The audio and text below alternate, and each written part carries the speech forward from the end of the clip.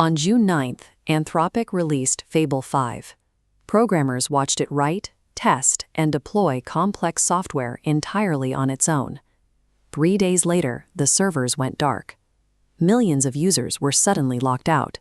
Even Anthropic's own engineering teams lost access to the model they built.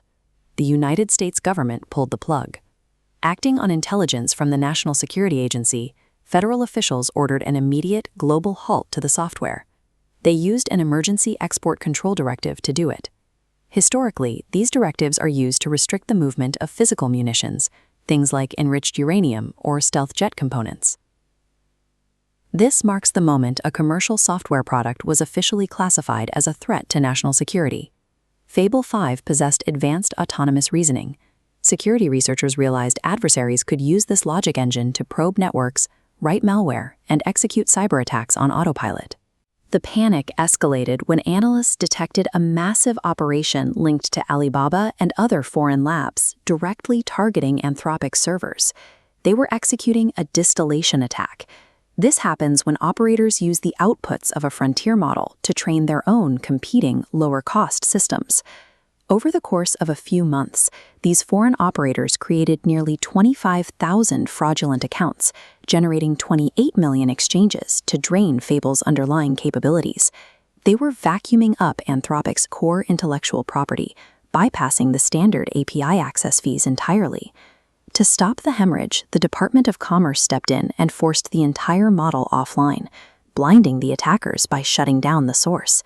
The government blackout acted as a desperate firewall against the largest artificial intelligence theft on record. While Fable 5 sat in legal limbo, Google DeepMind began losing its core Gemini team. Two key contributors, Jonas Elder and Alexander Pitzel, resigned to join Anthropic's engineering department. OpenAI shifted their timeline as well. GPT-5.6, which had been expected in early June, was pushed into July, a delay that coincides with the new level of government scrutiny on high-reasoning models. Instead of pushing software, OpenAI pivoted toward physical infrastructure, unveiling Jalapeno, their first custom silicon chip designed specifically for large language model inference. The sudden intervention against one model has slowed the release cycles of every major frontier lab in the country. Behind closed doors, Anthropic co-founder Tom Brown stepped in to negotiate directly with the Trump administration, working to build a continuous security monitoring framework. Lawmakers from both parties handed Commerce Secretary Howard Lutnick a strict deadline to clarify the criteria for lifting the ban.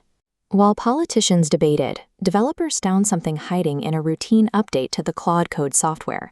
The internal text strings had been rewritten, adding new messages about weekly included usage limits. Days later, Fable 5 quietly reappeared in the Active Directory of Amazon Bedrock, a major enterprise cloud platform. You don't rewrite billing code in a live production application unless a deal has been struck. These updates show the model is being primed to come back online. When it does return, Fable 5 will have a massive advantage in the enterprise market. It will be the only commercially available AI that has survived a rigorous security review by the NSA. While the Commerce Department scrutinized Fable 5 for vulnerabilities, Anthropic servers were already finishing the training run for its successor, a model reportedly more capable than the one the government was still debating. For the first time, a commercial software license is being managed under the same export restrictions as munitions and nuclear technology. If you found this breakdown helpful, drop a like on the video, tell us in the comments, should the government be able to block AI releases? And subscribe to The Explainer to catch our next deep dive.